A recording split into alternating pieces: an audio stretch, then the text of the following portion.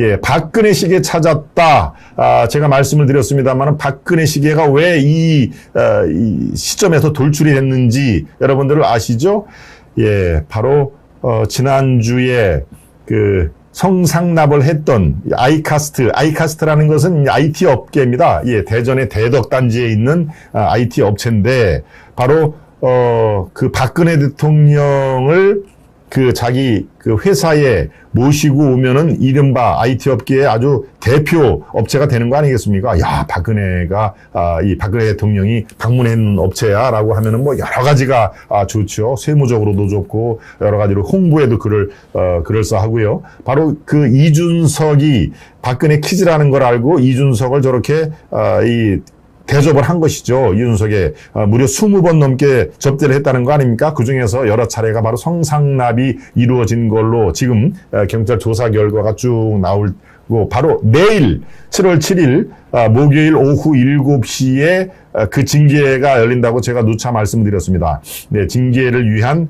윤리위원회가 소집이 된다는 얘기를 제가 설명을 드렸습니다. 그리고 아마도 어떠한 징계 수위가 이 결정이 될는지, 예, 그거는 뭐 지금 대략 한 2개 정도로, 이 시나리오가 나옵니다만은 이준석의 당대표로서의 위상은 심각한 타격을 받을 수밖에 없다라고 하는 그런 그 내용인 것이죠. 네. 예, 팩트 진솔 방송 감사드립니다. 이무한 TV님. 네, 이무한님 오늘 또 새로 들어오신 것 같은데, 예, 앞으로 자주, 이 뵙기를 청하고요. 네. 네네. 김재선님, 또, 에단허님, 위대한 침묵 꼭 봐야 돼요. 위대한 침묵. 예. 바로 지금 상황에서, 이준석, 예, 그래서, 이 박근혜 시계를 얘기하다가 제가 딴 데로 지금 흘렀습니다. 박근혜 시계가 바로 증거로, 설왕설래가 됐었죠. 이 김성진 대표, 업체 대표입니다. 김성진 대표는 내가 이 접대를 하고 필요에 의해서 혹시 박근혜 시계를 구해줄 수 있느냐라고 물어보니까 이준석 대표가 뭐 어렵지 않다라고 하는 얘기. 예, 지금 저 사진이 이제 이 경찰 조사라든가 이런 거 또 언론을 통해서 많이 나오죠. 왼쪽에 당대표가 되기 훨씬 이전인 이준석, 지금보다 훨씬 더 애띄어 보이죠. 이게 3년 전이니까요. 지금 이준석 대표가 37, 3년 전이면 34시겠네요. 예, 가운데 있는 사람이 김성진인가요? 그렇죠? 오른쪽에 안경 사람이 김성진이군요. 네. 가운데 있는 분은 누군지는 모르겠습니다. EBS 부사장. 네? EBS 부사장이라고 하는군요. 네. 그렇군요. 예, 저게 업체를 방문해서 찍은 건지 아니면 뭐 EBS 그건지는 제가 파악이 아직 안 됐습니다만 오른쪽에 있는 김성진, 저 안경 쓴 분이 김성진 그 아이카스트 대표인데 지금 이제 저렇게 성상납 의혹을 둘러싸고 이준석과 이 대척점에 있는 그런 사람인데 그렇게 시계를 구해줄 수 있느냐라고 하니까 문제없다. 내가 누구냐. 내가 그래도 박근혜의 키즈인데 박근혜가 키운 정치 유망주인데 그래서 박근혜 시계를 구해줬다는 거 아닙니까? 그래서 박근혜 시계도 받았다라고 했던 얘기를 바로 지난주 수요일날 제가 말씀을 드렸는데 이준석이 뭐라고 그랬습니까? 박근혜 시계? 박근혜 시계는 난 본 적도 없고 본 적도 없기 때문에 내가 준 적도 없다. 그래 거짓말 하지 마라. 박근혜 시계를 내가 언제 당신한테 줬느냐라고 하니까 바로 어제 박근혜 시계 찾았다 하는 얘기를 합니다. 찾았다. 김성진 씨가 지금 대리인이 김소연 아마 여러분들 그래도 한두 번은 들어본 이름이죠. 여성 변호사인데요. 뭐 저하고도 뭐 여러 가지로 알고 제가 지금 방송에 초대를 할까 말까 제가 고민 중입니다만은, 예, 이준석 성상납 주장 기업인 접대 대가인 박근혜 시계를 확보했다라고 어제 발표를 하는 겁니다. 그러니까, 박근혜 시계 말도 안 된다고 얘기를 했지, 야, 찾았다, 박근혜 시계라고 지금 얘기를 하니까요. 글쎄요, 점점 불리하게 되도록 하죠. 누구한테? 이준석한테는, 예, 점점 불리하게 돌아가는 겁니다. 네. 지금 뭐 많은 분들이 이준석 퇴출을 해야 된다라고 예, 현 시점에서는 성상납보다는 7억 뇌물 혐의가 핵심입니다. 세븐님이 사안의 본질을 정확히 알아보셨는데요. 예, 7억 뇌물 거래가 바로 그 연원이 성상납입니다. 예, 7월 뇌물이 별개가 아니고, 그렇죠? 예, 성상납이 이루어졌고, 이게 이제, 이 공소시효가 지났는데, 이 당대표로서 당에 해당 행위를 했다. 당대표로서의 품위 손상이 결국은 당에 해당 행위가 됐다. 그래서 징계위원회가 열리는 거 아닙니까? 지금 현행 법으로서는 저게 이 성상납은 이미 공소시효가 지났는데 저 7억이라는 게 바로 성상납이 없었다고 회유를 한 누가 예, 정무실장 이준석의 핵심 오른팔이죠. 정무실장인 김철근 정무실장이 저쪽 업체를 찾아가가지고 야야 이 사안이 이렇게 크게 되면은 서로 좋을 거 하나도 없다. 이준석도 정치 생명 끝이지만 당신 업체는 가만히 뭐 온전할 거냐. 둘이 다 죽는다. 그러니까 좋게 해결을 합시다. 어떡할까? 그러니까 그쪽에서 얘기할 때, 그러면 뭐, 7억에 대해서 8억 정도의 우리가 지정하는 업체에 투자를 해줄 수가 있느냐? 좋다. 그래서 이거 썼다는 거 아닙니까? 계약서에. 지금 저 세븐님이 말씀하신 7억, 이 뇌물죄는 바로 그래서 나온 거니까요. 그 뿌리는 바로 성상납을 무마하기 위해서, 이 7억을 투자를 하게, 바로 요 약속 증서가 딱 나옵니다. 그렇죠? 저기에, 2월 초순까지 7억 원을 투자 유치를 하겠습니다. 저게 이제 증거가 된 것이죠. 2022년 1월 10일 날 김철근 저게 바로 이준석의 실장입니다. 정무틀. 1번 투자 기한은 3년으로 한다. 2번 월 일부 한다. 이건 이자죠. 월 일부 이자. 바로 저렇게 약속 증서가 빼도 박도 못하는 증거가 있기 때문에 바로 요 7억 원에 대한 이른바 이게 글쎄요, 뇌물 징여로 인정이 되면은 이거는 지금 공소시효가 살아있는 것이죠. 저 성상납은 이미 3년이 지난 거기 때문에 사실은 현행법 조촉은 이미 끝난 겁니다. 그렇지만 이제 당 대표의 위신으로 인해서 해당 행위를 했다. 당에 이 부정적인 요인을 끼쳤다라고 해서 징계위원회가 열리는 거 아닙니까? 윤리위. 네. 그런 면에서 이제 이 두 가지 사안이 바로 접목이 되는 것이죠. 예. 그렇습니다. 지금 상황에서 이 이준석 문제를 과연 어찌할꼬라는 문제로 이 집권당 국민의힘이 아주 내용을 벌이고 있는데요. 네. 이준석이 한마디 했습니다. 어제 지지율 하락 이거는 윤석열 탓 아니다라는 얘기를 했습니다. 왜 그랬을까요? 지지율 하락이 지금 데드크로스가 나오는 상황에서 윤석열 탓이 아니다라는 얘기를 왜 굳이 했을까요? 바로 윤석열을 에워싼 이른바 윤핵관이란 말이 처음부터 나왔죠. 윤석열 핵심 관계자 이른바 권성동 또 장제원 요새는 뭐 권성동은 이제 원내대표 제도권으로 들어와서 거친 표현을 안 합니다만은 장제원을 비롯한 누굽니까 국회 부의장 네 정진석 예 이런 분들 윤석열의 아주 핵심 지지층들이 예 바로 이 지지율 하락의 원천이다. 지지율 하락의 이 뇌관이라고 할까? 트리거라고 하죠. 트리거. 예, 방아쇠. 그러니까 이준석이 지금 일단 윤 대통령과 윤핵관은 이렇게 분리를 하기 시작했습니다. 왜 그럴까요? 바로 어제에 이어서 제가 말씀드린 게 윤 대통령에게 호소를 하는 겁니다. 하소연을 하는 겁니다. 자, 그래서 성남공항에도 이 귀국 신고 때 제일 앞장서서 가서 이렇게 악수를 하는 모습이 있지 않았습니까? 거기서 딱 윤 대통령이 한마디밖에 안 했다는 거 아닙니까? 아유, 우리 이 대표께서도 나오셨네.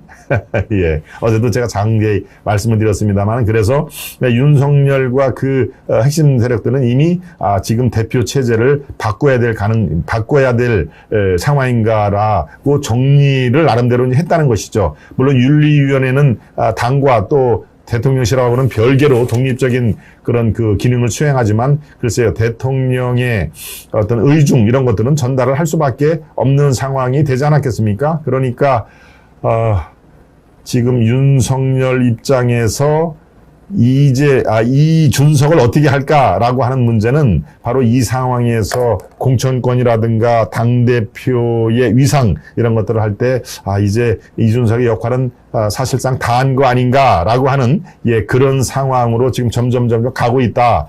그런 의미에서도 이준석이 1년 남은 그런 임기를 다 채우지는 못할 것이다라는 제가 논평을 해드렸습니다만은 지금도 마찬가지입니다. 징계위가 끝나고 바로 뭐 며칠 내에 당대표 못하겠습니다라고 사퇴를 하지는 뭐 상당히 버티긴 버티겠죠. 그렇지만 이게 몇 달 끌거나 그렇게 되지는 않을 걸로 저는 판단이 됩니다. 어떤 식의 이준석에게도 빠져나올 그 명분을 줘야 되는 거 아닙니까? 예, 쥐도 잡으려면은 빠져나갈 구멍을 만들어 놓고 쥐 사냥을 해야 되는 상황이니까요. 예, 뭐 쥐하고 이준석을 제가 비유를 하는 건 아니겠습니다만 이준석이 이러이러해서 당 대표에 물러나겠다라고 이것도 일종의 자진 사퇴를 유도할 수 있는 명분을 제공을 해야 됩니다. 명분. 그러려면은 시간이 좀 걸리겠죠.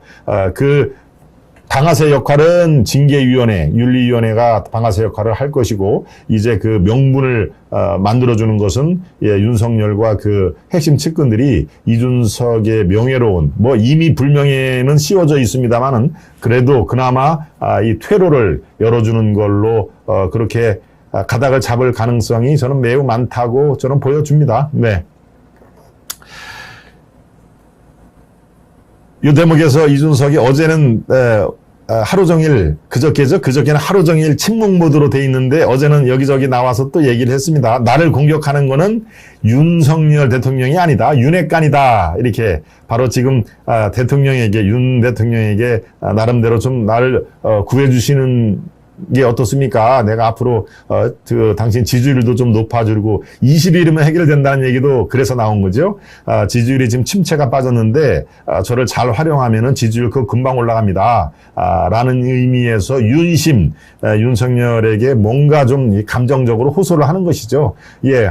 최고의 권력은 아무래도 대통령 아닙니까? 예, 대통령이 대놓고 이준석을 돕겠다라고 하면은 이준석도 살아날 가능성이 있는 것이지만 글쎄요, 뭐 그렇게까지 될 것 같지는 않고요. 나를 공격하는 것은 윤핵관이었다. 윤 대통령은 당무 개입을 안 했다라고 딱 윤핵관과 윤 대통령을 이렇게 딱 분리를 한 이유는 윤석열 대통령이시오. 날 좀 도와주시오. 내일 7시에 열리는 그 징계위원회에서 뭔가 윤 대통령이 이양희 위원장한테 뭐 좀 이렇게 액션을 좀 취하고 하면은 뭔가 좀 이렇게 도움이 되지 않겠습니까? 라고 하는 그런 호소의 다름 아니다 하는 얘기가 있는 것이죠. 네. 이 대표가 준 박근혜식이 있다. 제가 아까 서두에 말씀드린 것이죠. 성덕 때 주장을 한 기업인이 바뀌었다. 김성진이죠. 아이카스트.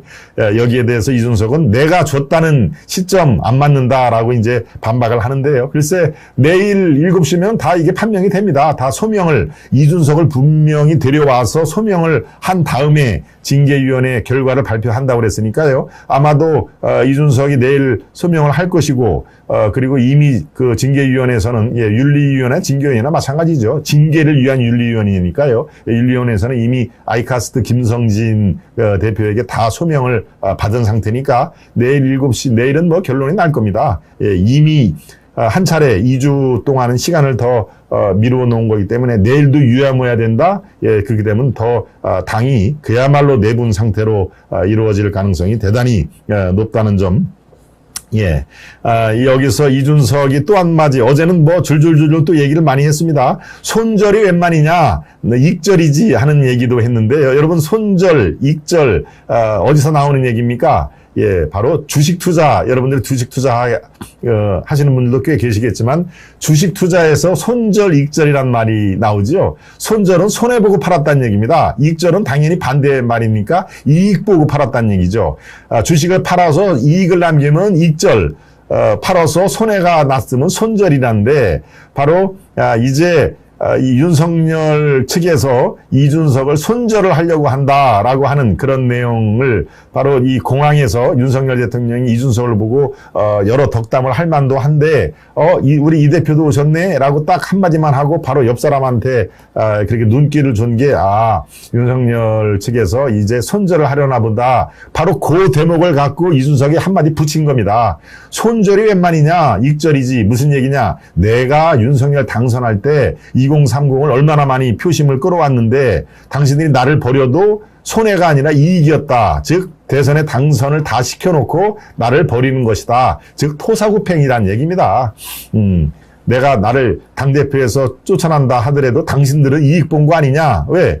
2030 표를 내가 갖고 왔으니까 무슨 손절이냐 그게 라고 주식시장에서 쓰는 손절과 익절을 다시 갖고 와서 굉장히 말 자체가 톡톡 튀는 이 이준석 다운 얘기를 했기 때문에 제가 이렇게 소개를 해드립니다. 아무튼 이제 운명의 이준석 입장에서는 운명의 시간이 내일 오후 7시로 다가온 건데요. 내일은 어느 정도 결론이 날 가능성이 있습니다. 물론 지금 내분에 거의 정점으로 다가왔기 때문에 더 이상 판을 깨면 안 된다. 이거를 더 징계위가 발표하기 전에 뭔가 그 이준석이 잦은 사퇴라든가 이런 걸로 좀 퇴로를 일찍 만들어 놔야 된다라고 스톱. 지금 징계위원회 진행되는 거 스톱 하면서 내일도 결론을 안 낼 가능성도 없지 않아 있긴 있습니다만은 지금 상황으로 봐서는 빨리 좀 더 혼돈이 온다 하더라도 2030이 당분간 마음을 줄 사람이 없다 손치더라도 내일의 징계위원회는 결론이 날 가능성은 더 높다 하는 그런 말씀을 제가 논평을 해드립니다.